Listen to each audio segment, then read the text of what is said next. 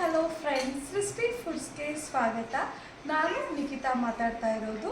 ನಮ್ಮ ಚಾನಲ್ ಸೃಷ್ಟಿ ಫುಡ್ಸು ನಿಮಗೆ ಈಸಿಯಾಗಿ ಹೆಲ್ದಿಯಾಗಿ ಹೇಗೆ ರೆಸಿಪೀಸ್ ಮಾಡ್ಕೋಬೋದು ಅನ್ನೋದನ್ನ ಈ ಚಾನಲ್ ಮುಖಾಂತರ ನಾನು ನಿಮಗೆ ತಿಳಿಯಪಡಿಸ್ತೀನಿ ಫ್ರೆಂಡ್ಸ್.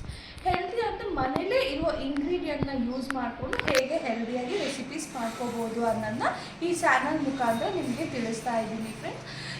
ನಮ್ಮ ಹಳೆ ಕಾಲದ ಜನರು ಎಷ್ಟು ಹೆಲ್ದಿಯಾಗಿ ತಿಂದು ಹೆಲ್ದಿಯಾಗಿರ್ತಾ ಇದ್ರು, ಅದೇ ನಾವು ಕಂಪೇರ್ ಟು ಈ ಜನ್ರೇಷನ್ನ ನೋಡಿಕೊಂಡ್ರೆ ಚಿಕ್ಕವರಿಂದ ದೊಡ್ಡವ್ರವರೆಗೂ BP, ಶುಗರು, ಬೇರೆ ಬೇರೆ ಡಿಸೀಸ್ ಎಲ್ಲ ಬರ್ತಾ ಇದೆ ಫ್ರೆಂಡ್ಸ್.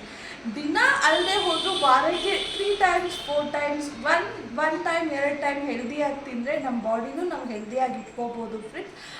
ಹಾಗೆ ಕಷ್ಟ ಏನಿಲ್ಲ, ಮನೇಲೇ ಇರುವ ಈಸಿ ಇಂಗ್ರೀಡಿಯೆಂಟ್ಸ್ ತೊಗೊಂಡು ಹೇಗೆ ಮಾಡ್ಬೋದು ಅನ್ನೋದನ್ನ ನಾನು ನಿಮಗೆ ತಿಳಿಯಕೊಡಿಸ್ತಾ ಇದ್ದೀನಿ ಫ್ರೆಂಡ್ಸ್. ಈಗ ನಾನು ತೋರಿಸ್ತಾ ಇರೋ ರೆಸಿಪಿ ಒಂದು ಡ್ರಿಂಕ್. ಈ ಸಮ್ಮರಲ್ಲಿ ತುಂಬ ಈ ಡ್ರಿಂಕ್ ನಿಮ್ಮ ಬಾಡಿನ ಹೈಡ್ರೇಟ್ ಆಗಿ ಇಟ್ಕೋಬೋದು, ತುಂಬ ಹೆಲ್ಪ್ ಆಗುತ್ತೆ. ಚಿಕ್ಕ ಮಕ್ಕಳಿಂದ ದೊಡ್ಡವ್ರವರೆಗೂ ಈ ಡ್ರಿಂಕ್ನ ಎಲ್ಲರೂ ಕುಡಿಬೋದು, ಏನೂ ಪ್ರಾಬ್ಲಮ್ ಆಗಲ್ಲ. ನಾನು ನಿಮಗೆ ತೋರಿಸ್ತಾ ಇರುವ ಇಂಗ್ರೀಡಿಯೆಂಟ್ ಇವತ್ತು ಏನಂತ ಹೇಳಿದ್ರೆ ರಾಗಿ ಫ್ರೆಂಡ್ಸ್. ರಾಗಿ ಎಲ್ಲರ ಮನೆಯಲ್ಲೂ ಸೇವನೆ ಮಾಡ್ತೀರಾ. ಯಾವ ಥರ ಎಲ್ಲ ಮಾಡ್ತೀರಾ? ರಾಗಿ ಮುದ್ದೆ ಮಾಡ್ಕೋತೀರಾ, ರಾಗಿ ಅನ್ನ ಮಾಡ್ಕೋತಾರೆ, ರಾಗಿ ಅಂಬಲಿ ಮಾಡ್ತಾರೆ, ರಾಗಿ ದೋಸೆ ಮಾಡ್ತಾರೆ, ಆ ಥರ ಎಲ್ಲ ಮಾಡ್ಕೋತೀರ. ಆದರೆ ಈ ಡ್ರಿಂಕ್ನ ಕೆಲವು ಮಕ್ಕಳು ರಾಗಿನ ತಿನ್ನಲ್ಲ, ಮುದ್ದೆ ಮಾಡಿದ್ರೆ ಬೇಡ ಅಂತ ಹೇಳ್ತಾರೆ. ಆ ಥರ ಮಕ್ಕಳಿಗೂ ಈ ಡ್ರಿಂಕ್ನ ಕುಡಿಸ್ಬೋದು ಫ್ರೆಂಡ್ಸ್. ತುಂಬ ಈಸಿ, ಮನೇಲಿ 4 ಇಂಗ್ರೀಡಿಯೆಂಟ್ನ ತೊಗೊಂಡು ಮಾಡುವಂಥ ರೆಸಿಪಿ ಫ್ರೆಂಡ್ಸ್. ಇದು ಏನೇನು ಬೇಕು ಅನ್ನೋದನ್ನ ನಾನು ನಿಮ್ಗೆ ಇವಾಗ ತೋರಿಸ್ತಾ ಇದ್ದೀನಿ ನೋಡಿ. ಫಸ್ಟು ನಾನು ಅರ್ಧ kg ರಾಗಿ ತೊಗೊಂಡಿದ್ದೀನಿ. ಅರ್ಧ kg ರಾಗಿಗೆ ಏನೇನು ಕ್ವಾಂಟಿಟಿ ಬೇಕು ಅದನ್ನು ಹೇಳ್ತಾ ಇದ್ದೀನಿ. ಅರ್ಧ kg ರಾಗಿ, 100 ಗ್ರಾಮ್ ಗೋಡಂಬಿ, 100 ಗ್ರಾಮ್ ಬಾದಾಮಿ, ಹಾಗೆ ಏಲಕ್ಕಿ. ನಾನಿವಾಗ ನಿಮಗೆ ತೋರಿಸ್ತಾ ಇರೋದು ಅರ್ಧ kg ರಾಗಿ ತೊಗೊಂಡಿದ್ದೀನಿ ಫ್ರೆಂಡ್ಸ್. ನೀವು ಬೆಳಗ್ಗೆ ನೆನೆ ಹಾಕಿದ್ರೆ ನೈಟ್ ಗಂಟ ಅದು ರಾಗಿ ನೆನಿಬೇಕು. ಹೀಗೆ ಅರ್ಧ kg ರಾಗಿಗೆ ನೀವು ರಾಗಿನ 2-3 ಸತಿ ಕ್ಲೀನ್ ಮಾಡ್ಕೊಳ್ಳಿ. ಏಕೆ ಅಂತ ಹೇಳಿದ್ರೆ ಅದರಲ್ಲಿ ತುಂಬ ಕಲ್ಲುಗಳೇನಾದರೂ ಇದ್ದರೆ ಇದಾಗುತ್ತೆ. ಕ್ಲೀನ್ ಮಾಡಿಬಿಟ್ಟು ಹೀಗೆ ನೆನೆ ಹಾಕಿ ಫ್ರೆಂಡ್ಸ್. ಇದು ಬೆಳಗ್ಗೆಯಿಂದ ರಾತ್ರಿ ಗಂಟ ನೆನಿಬೇಕು. ರಾತ್ರಿ ನೀರನ್ನ ಸೋಸಿಬಿಟ್ಟು ಒಂದು ವೈಟ್ ಕಲರ್ ಬಟ್ಟೆಯಲ್ಲಿ ನೀವು ರಾಗಿನ ಹಾಕಿ ನೀಟಾಗಿ ಕಟ್ಟಿಡಿ. ಹೇಗೆ ನಾವು ಕಾಳುಗಳನ್ನು ಸ್ಪೌಟ್ಸ್ನ ಹೇಗೆ ನಾವು ಮೊಳಕೆ ಬರೆಸ್ತೀವಿ, ಅದೇ ಥರ ಈ ರಾಗಿನೂ ನೀವು ಮೊಳಕೆ ಬರೆಸ್ಬೇಕು ಫ್ರೆಂಡ್ಸ್.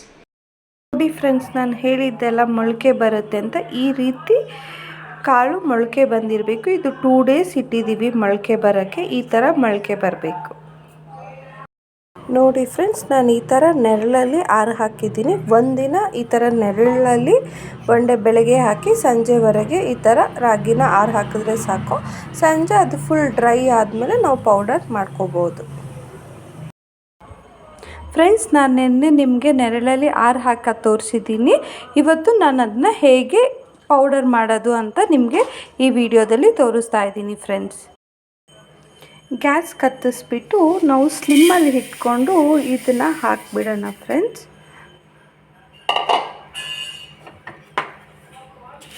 ಜಸ್ಟ್ ಇದನ್ನು ಹೇಗೆ ಫ್ರೈ ಮಾಡಬೇಕು ಅಂತ ಹೇಳಿದ್ರೆ ಚಿಟಪಟ ಅನ್ನಬೇಕು. ಈಗ ನಾವು ಸಾಸಿವೆ ತುಂಬ ಚಿಟಪಟ ಅಲ್ಲ, ಸ್ವಲ್ಪ ಚಿಟಪಟ ಅನ್ನೋ ಗಂಟ ಇದನ್ನು ಫ್ರೈ ಮಾಡಬೇಕು ಫ್ರೆಂಡ್ಸ್.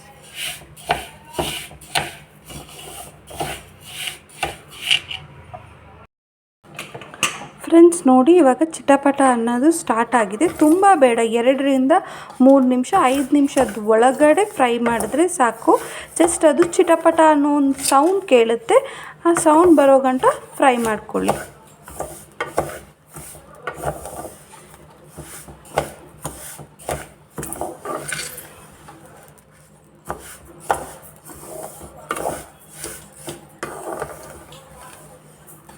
ಈಗ ನಾನು ಆಫ್ ಮಾಡ್ತಾ ಇದ್ದೀನಿ.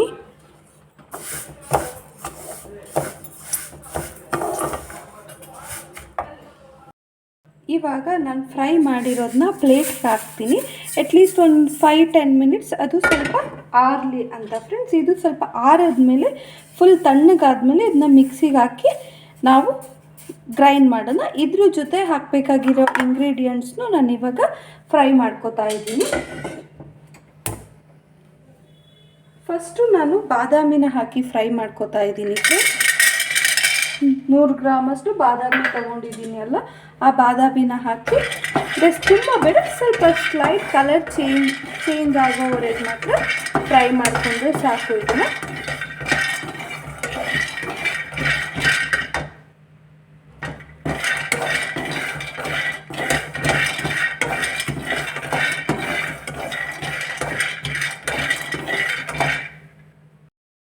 ನೋಡಿ ಫ್ರೆಂಡ್ಸ್, ಇಷ್ಟು ಹುರಿದ್ರೆ ಸಾಕು. ಒಂದು 2 to 3 ಮಿನಿಟ್ಸ್ ಫ್ರೈ ಆದರೆ ಸಾಕು ಬಾದಾಮಿ. ಇದನ್ನು ನಾನು ಪ್ಲೇಟಿಗೆ ಹಾಕೋತಾ ಇದ್ದೀನಿ. ಗೋಡಂಬಿ ಹಾಕಿ ಫ್ರೈ ಮಾಡ್ಕೊಳ್ಳೋಣ ಫ್ರೆಂಡ್ಸ್. ಇದನ್ನು ಅಷ್ಟೇ ಸ್ವಲ್ಪ ಫ್ರೈ ಮಾಡಿ ಒಂದು 2 ನಿಮಿಷ ಸಾಕು. ಜಸ್ಟ್ ಗೋಡಂಬಿ ಕಲರ್ ಬರೋಷ್ಟು ಅಷ್ಟೇ. ಜಸ್ಟ್ ಹೀಗೆ 1 ನಿಮಿಷ ಅಥವಾ 2 ನಿಮಿಷ ಜಸ್ಟ್ ಹೀಗೆ ಗೋಡಂಬಿನ ಫ್ರೈ ಮಾಡ್ಕೊಳ್ಳಿ ಫ್ರೆಂಡ್ಸ್.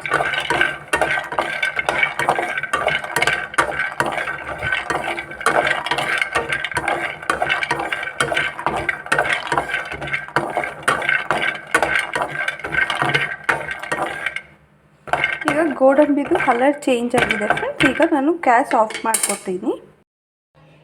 ಇವಾಗ ರಾಗಿ ತಣ್ಣಗಾಗಿದೆ ಫ್ರೆಂಡ್ಸ್. ನಾನು ಮಿಕ್ಸಿ ಜಾರಿಗೆ ಹಾಕ್ಕೊಂಡು ನಾನು ಪೌಡರ್ ಮಾಡ್ಕೊತೀನಿ.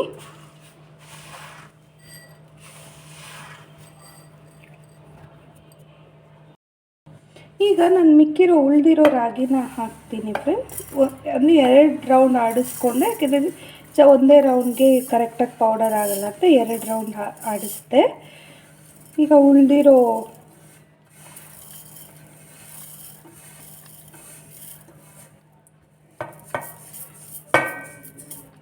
ಹಾಗೆ ಇವಾಗ ನಾವು ಏಲಕ್ಕಿನ ಹಾಕೋಣ ಫ್ರೆಂಡ್ಸ್. ಇದು ಘಮ ಚೆನ್ನಾಗಿ ಬರುತ್ತೆ ಏಲಕ್ಕಿ. ನಾನು ಇಷ್ಟು ಏಲಕ್ಕಿನ ಹಾಕ್ತಾಯಿದ್ದೀನಿ ಫ್ರೆಂಡ್ಸ್. ಪೌಡರ್ ಮಾಡ್ಕೊಂಡು ಬರೋಣ ಇದನ್ನು. ಇವಾಗ ಅದೇ ಜಾರಿಗೆ ಹುರಿದಿಟ್ಟಿರೋ ಗೋಡಂಬಿ ಬಾದಾಮಿ ಹಾಕ್ತೀನಿ. ಬರೀ ಗೋಡಂಬಿ ಬಾದಾಮಿ ಹಾಕಿದ್ರೆ ಫುಲ್ ಗ್ರೈಂಡ್ ಆಗಲ್ಲ, ಸ್ವಲ್ಪ ತರಿ ಇರುತ್ತೆ. ಅದಕ್ಕೆ ನಾನು ಮುಂಚೆನೇ ಗ್ರೈಂಡ್ ಮಾಡ್ಕೊಂಡಿರೋ ಪೌಡರ್ನ 1-2 ಸ್ಪೂನ್ಸ್ ಹಾಕ್ತೀನಿ. ಆವಾಗ ಎಲ್ಲ ಚೆನ್ನಾಗಿ ಗ್ರೈಂಡ್ ಆಗುತ್ತೆ. ಇವಾಗ ಇದನ್ನ ಗ್ರೈಂಡ್ ಮಾಡಿಬಿಟ್ಟು ನಿಮಗೆ ತೋರಿಸ್ತೀನಿ. ಇವಾಗ ನೋಡಿ ಫ್ರೆಂಡ್ಸ್, ಈ ಥರ ಗ್ರೈಂಡ್ ಆಗಿದೆ. ಈ ಗ್ರೈಂಡ್ ಆಗಿರೋದನ್ನ ನಾನು ಫಸ್ಟೇ ಗ್ರೈಂಡ್ ಮಾಡ್ಕೊಂಡಿರೋ ಪೌಡರ್ಗೆ ಮಿಕ್ಸ್ ಮಾಡ್ತಾಯಿದ್ದೀನಿ.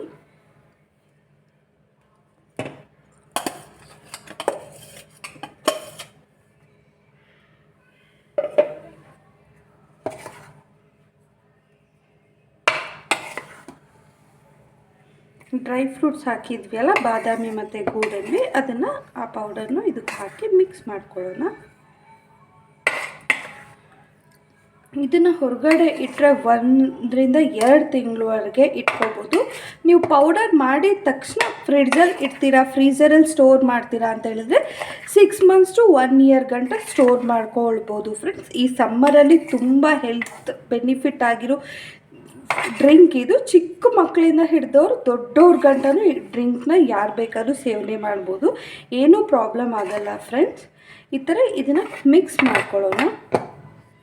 ನಾನು ನಿಮಗೆ ತೋರಿಸ್ತಾ ಇದ್ದೀನಿ ನೋಡಿ, ಪೌಡರ್ ಎಷ್ಟು ಮಿಕ್ಸಿಯಲ್ಲಿ ಮಾಡಿದ್ರು ಎಷ್ಟು ನೀಟಾಗಿ ಪೌಡರ್ ಆಗಿದೆ ಅನ್ನೋದನ್ನ. ನಿಮಗೆ ಬೇಕಾದರೆ ಇದನ್ನ ಒಂದ್ಸತಿ ಜರಡಿ ಹಿಡಿದು ನೀವು ಬಾಕ್ಸಲ್ಲಿ ಸ್ಟೋರ್ ಮಾಡ್ಕೋಬೋದು. ನನಗೆ ಇದು ಸ್ಮೂತಾಗಿ ಬಂದಿರೋದ್ರಿಂದ ನಾನೇನು ಜರಡಿ ಹಿಡಿಯಲ್ಲ ಫ್ರೆಂಡ್ಸ್.